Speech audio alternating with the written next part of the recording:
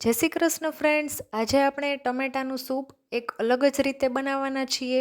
તમે બધા શિયાળામાં સૂપ તો બનાવતા જ હશો, પણ આજે આપણે એક નવી જ રીતે બનાવવાના છીએ. તો એક વખત મારી રીતે ચોક્કસથી ટ્રાય કરજો. આ સૂપ તમે એમને પણ પી શકો છો અને ભાત સાથે પણ તમે આ સૂપને ખાઈ શકો છો. ખૂબ જ ટેસ્ટી એવું આ સૂપ લાગે છે.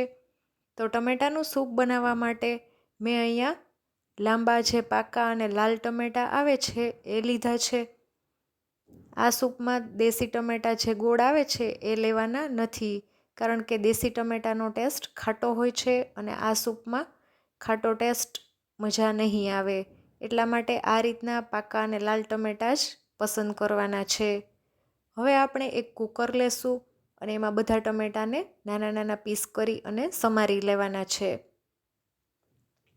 હવે એ વાતનું ખાસ ધ્યાન રાખજો કે તમે જે પણ કુકર લો એ સ્ટીલનું હોવું જોઈએ અથવા તો નોનસ્ટિક હોવું જોઈએ, કારણ કે ટમેટામાં ખટાશ હોય છે. એટલા માટે આપણે એલ્યુમિનિયમના કુકરનો યુઝ નથી કરવાનો. તમે કોઈ પણ ખટાશવાળી વસ્તુ બનાવતા હો ત્યારે એલ્યુમિનિયમના વાસણનો ઉપયોગ નહીં કરવાનો. એ વાતનું ખાસ ધ્યાન રાખજો ફ્રેન્ડ્સ. હવે ટમેટાં આપણે સમારી લીધા છે, તો આપણે એમાં અડધો ગાજરને છાલ ઉતારી અને એના પણ નાના નાના પીસ કરી લેશું. અહીંયા આપણે ટમેટા સિવાય પણ બીજા વેજીટેબલ્સ યુઝ કરીએ છીએ, એટલે એક આ હેલ્ધી સૂપ તૈયાર થાય છે. હવે આપણે એમાં બીટની પણ છાલ ઉતારી અને નાના નાના પીસ કરી લેશું. આ સૂપમાં બીટ ઉમેરવાથી સૂપનો કલર ખૂબ જ સરસ આવે છે.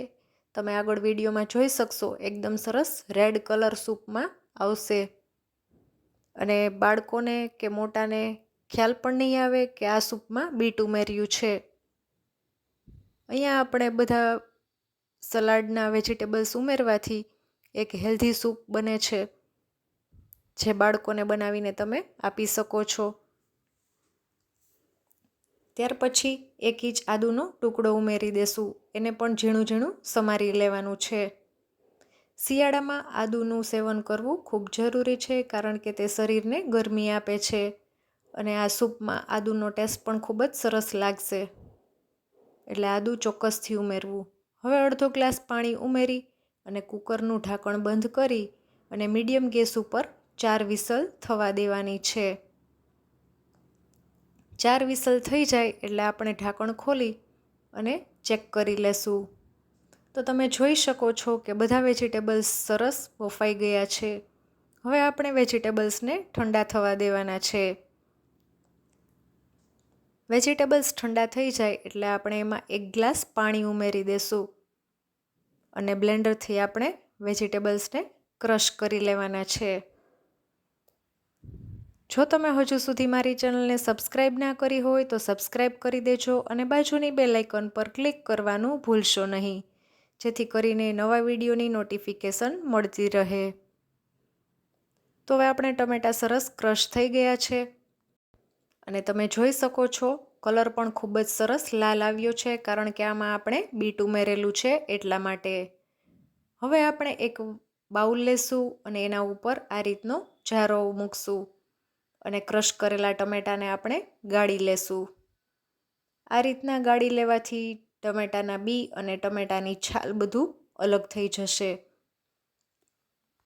આ રીતના ચમચી ફેરવી અને ટમેટાને આપણે ગાળી લેશું.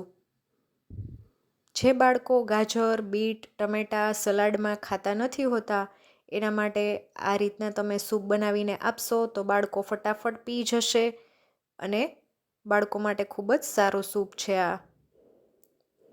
હવે આપણે સરસ ટમેટાને ગાળી લીધા છે. તમે જોઈ શકો છો કેટલું સરસ ઘટ તૈયાર થયું છે આપણું મિશ્રણ, કંઈ પણ ઉમેર્યા વિના. તો હવે આપણે વઘાર કરી લઈએ. તો ગેસ ઉપર મેં એક કડાઈ લીધી છે, એમાં 2 ચમચી તેલ ઉમેરવાનું છે. તેલ ગરમ થાય એટલે એમાં ખડા મસાલા ઉમેરશું. 4 લવિંગ અને 1 તજનો ટુકડો ઉમેર્યો છે. ત્યાર પછી મીઠા લીમડાના પાન, અડધી ચમચી રાઈ, અડધી ચમચી જીરું, ½ ટીસ્પૂન હિંગ અને ક્રશ કરેલા ટમેટાં ઉમેરી દેશું.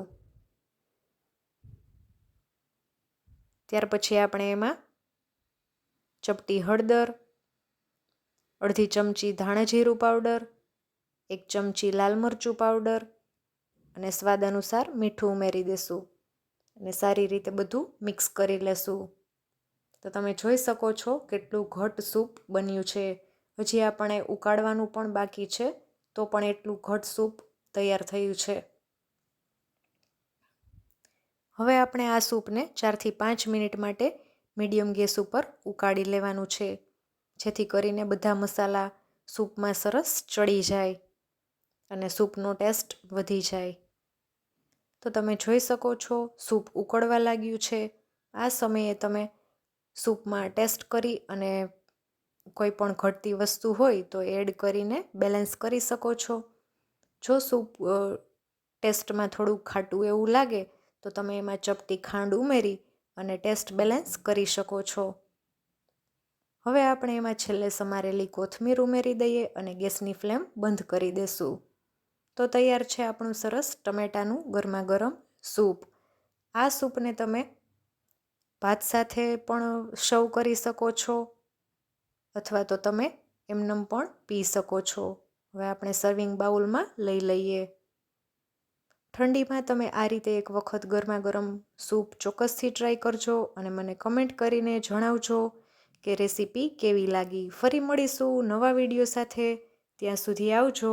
Thanks for watching.